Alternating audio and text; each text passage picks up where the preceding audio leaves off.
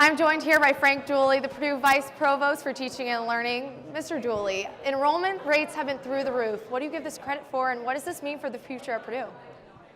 Well, more students is always a good thing for Purdue, right?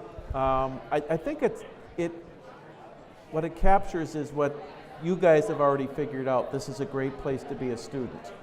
And our number of applications has steadily gone up over the last 4 or 5 years. This year we'll probably have 50,000 students trying to come to Purdue. We'll bring in around 7,000 next year. Wow. I think it's just a combination of, there's just been a lot of very positive things. If anything, this campus, has put a large emphasis on the education of our students. Mm-hmm. And the faculty, look at the faculty in this room supporting you.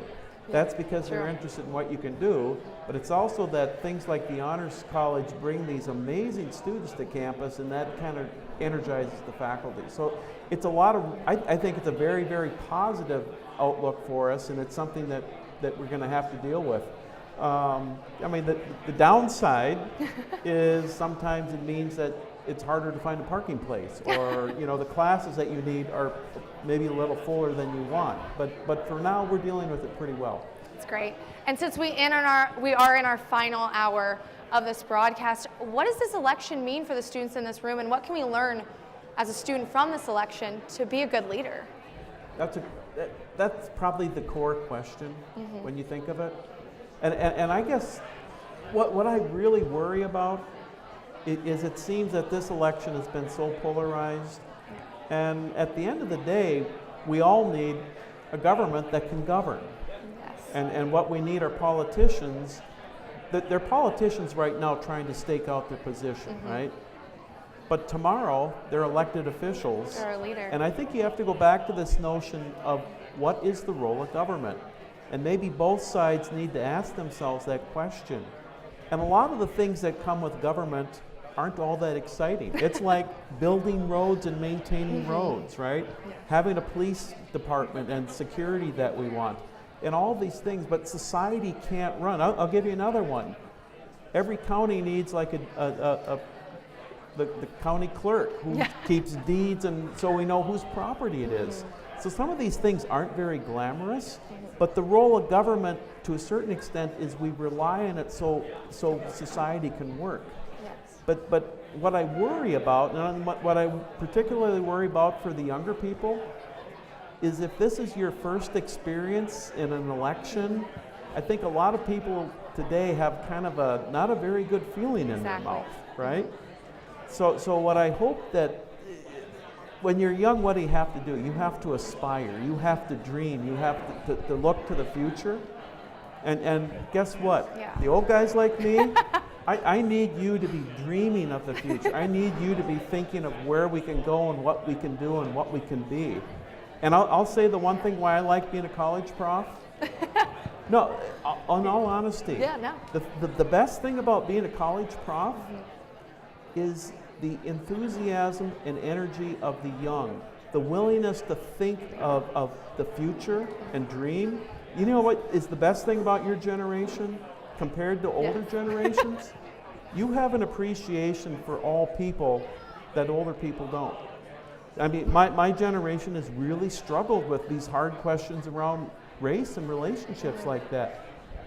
Your generation, I'm not saying it's easy, and I'm not saying there's a long, long ways to go, but the young people I meet embrace it. That's a really positive thing. That is positive. Yeah. But because of this election, do you think rhetoric in the classroom will change between students, between faculty, or? Probably not. I would hope not. But I really don't think that it will. I mean, this isn't the first hard election, and I mean it's not the first. What I really worry, I'm going to go back to that question about the role of government. Yes. And it's also the responsibility of the elected official. It is their responsibility to step forward and govern. And they both, I don't care what party they're coming from or an independent, we have questions that we need a ninth Supreme Court justice soon, right? Yeah. So that's their job. Yeah. And I think maybe the role of the young people in the room, make your voice be heard. You made it heard today by voting, but there's other ways. You can send your elected officials hey, what are you doing on this? You know, keep it going. So what is your biggest concern right now with Purdue curriculum? My biggest concern with Purdue curriculum. It's a hard question because obviously we both think Purdue is so great, but there has to be at least one main concern that you have. Oh, no, and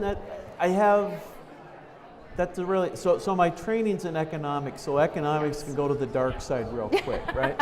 Yeah. What I worry about are things that create barriers for students who are trying to make progress to a degree. And CODO policies on this campus, we have a group, and PSG's working with us and helping with this. I think we're going to simplify it. Yes. That's probably the number one thing we can do to get fixed to help students. The second thing we're working on right now, so I guess that's what my biggest concern is transfer credit. So a lot of students are bringing in dual credit or AP from high school. You get here and then it doesn't count. So we have to figure out how to get more of those credits to count in your plan of study. And a lot of students that have worked on this production tonight are not in STEM majors. What is the future like for students who are not in STEM majors? Well, it's a good question, and it's a question that bothers me, all right? I know, I knew I was going to push your buttons a little bit. Pushing my buttons is a really good thing. That makes this fun. So to me, the really critical thing here, what I worry about sometimes is you find people who emphasize STEM.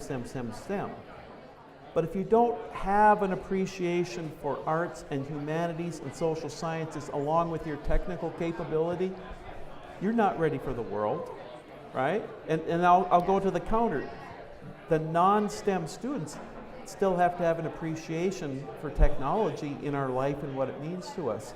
So I come to the world, it's both, right? It's STEM and arts. Exactly. And what you want to be, if you're going to be happy in life, it's really finding balance, right? So what we really have to do is get us over this notion that it's an or question, it's an and question. Perfect. Thank you so much for joining us here today. Thank I you. really appreciated talking to you. Right. Now we're going to pass it off with Trevor. Trevor. Professors around. Honestly, what an amazing night for Purdue students to be able to celebrate such a historic election and to be able to come together and learn more about the political process and to get involved. I think I'm really proud of the students that were here tonight that were part of the political process. You know, it's so very rare for the youth to do this, so. And honestly, let's give a huge shout out to the people that are behind us that did this whole thing with us. You guys have been so students, great. Scott. You guys are and so Doug awesome. and all Such of a great you guys. job. Big round of applause for them. Yeah, let's do it. So